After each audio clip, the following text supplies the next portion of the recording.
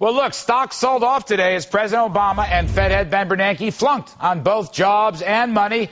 The president has no new ideas for unemployment, and Bernanke refused to come clean on creating the disastrous Fed bubble, and he continues to diss the alarming surge in gold, which is not a good omen for the economy. We're going to cover all these lead stories this evening as America waits for tomorrow's crucial jobs report for the month of November. Now, let us get right to it before we come to Senator Jim DeMint, who strongly opposes Mr. Bernanke's reconfirmation. Let us go to CNBC's Hampton Pearson in Washington with a report on the hearing. Good evening, Hampton. Good evening, Larry. Fed Chairman Ben Bernanke was grilled by senators who, for the most part, say he deserves a second term as chairman, but who also say in the aftermath of the financial crisis, the Fed's wings need to be clipped. It has been proposed that the Fed assume yet another role in controlling threats to overall financial stability. But I fear these additional responsibilities would further distract from the Fed's core mission and leave it open to dangerous politicalization, undermining its critical independence. Bernanke argued preserving financial stability is just as much of a linchpin for the central bank as its stewardship of monetary policy. What some might think of as turf, in my view, is an important component of thinking about how a successful financial stability program ought to be structured.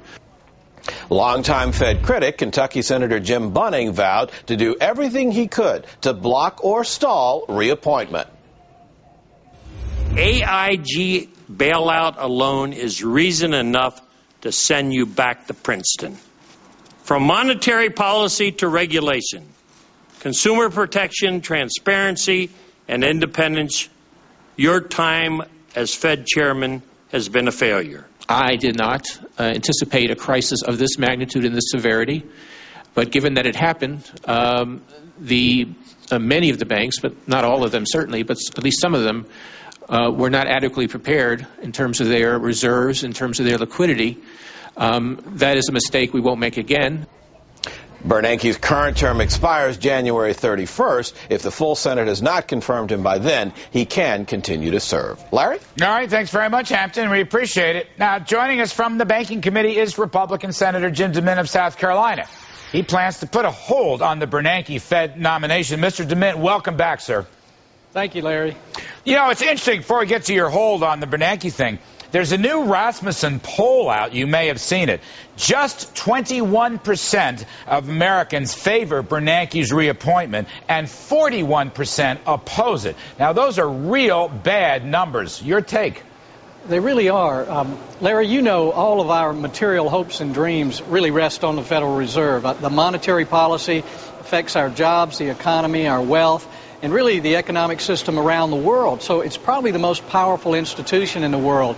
Yet its core mission of protecting the value of our dollar, protecting employment, have been an utter failure for the last several years.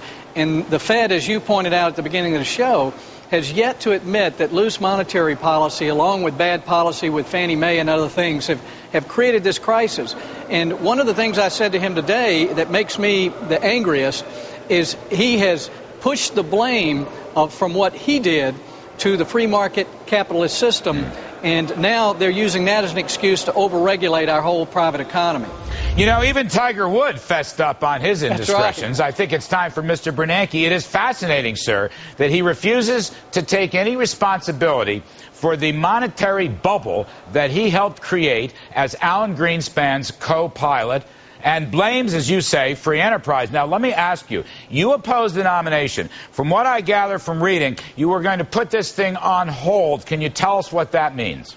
Well, they would like to approve Bernanke by unanimous consent. Most things in the Senate happen that way. And when they say I'm putting a hold on it, what it means is I'm asking for debate on the floor of the Senate and a real vote, so that we can get these issues out, so that the American people can see what's going on.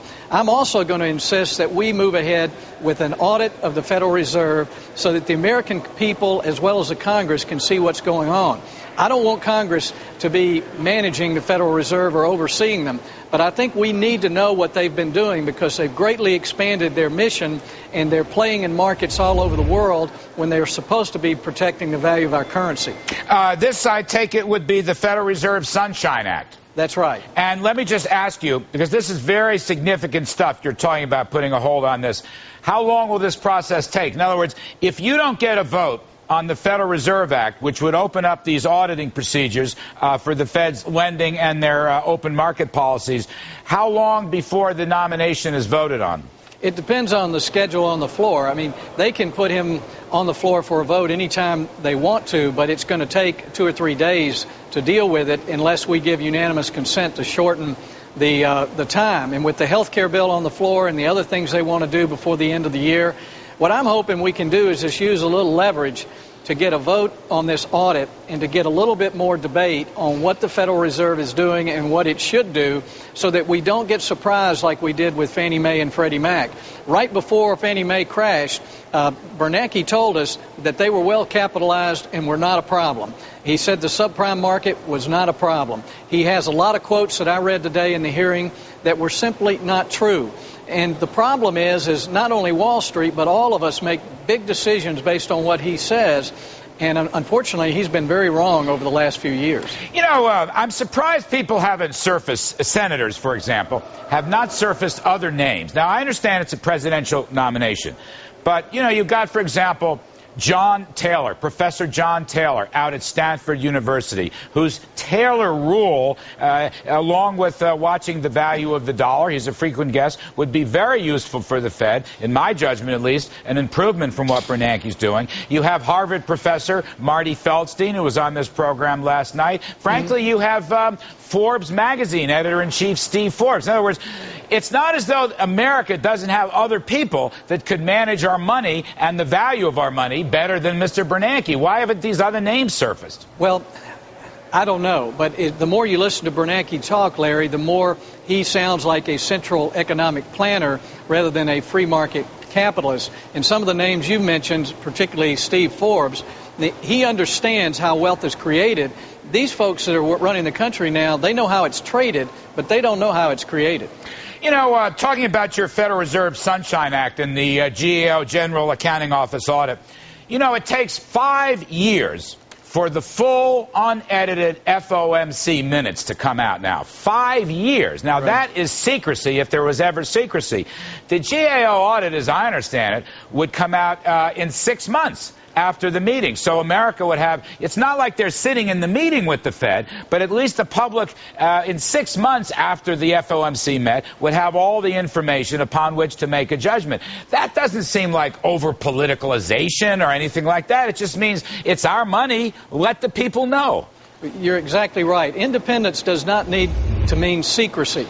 And if several months after they have their meeting and make their decisions, it's too late for us to second guess, but it needs to be exposed, particularly the trading they're doing, the loans to banks all around the world, the things that get way outside the scope of their original mission that can affect our monetary policy. We need to have a better understanding of what they're doing, particularly when they're printing money, when they're helping to finance the nation's debt when they said they wouldn't. There are a lot of things here that could undermine our whole economic system, and we need to know what they're doing. Just a last one, sir. Insofar as you're putting a hold on this and getting this GAO audit bill through, I take it Senator Bunning agrees with you. I was going to ask about Senator Shelby and how many others are of a similar mind. I need to talk with them, particularly about the audit. I think we've already got about 30 co-sponsors here in the Senate. That's a pretty large number. I think they've got over 300 in the House. So I think we have a real shot at passing this, particularly after hearing the numbers you just mentioned as far as how the American people perceive the Federal Reserve. Yeah, I mean, 21% favor Bernanke, according to the latest poll from Scott Rasmussen, who's one of America's best pollsters. Only 41% of Americans think that Bernanke should be confirmed. Let me ask you a bottom line.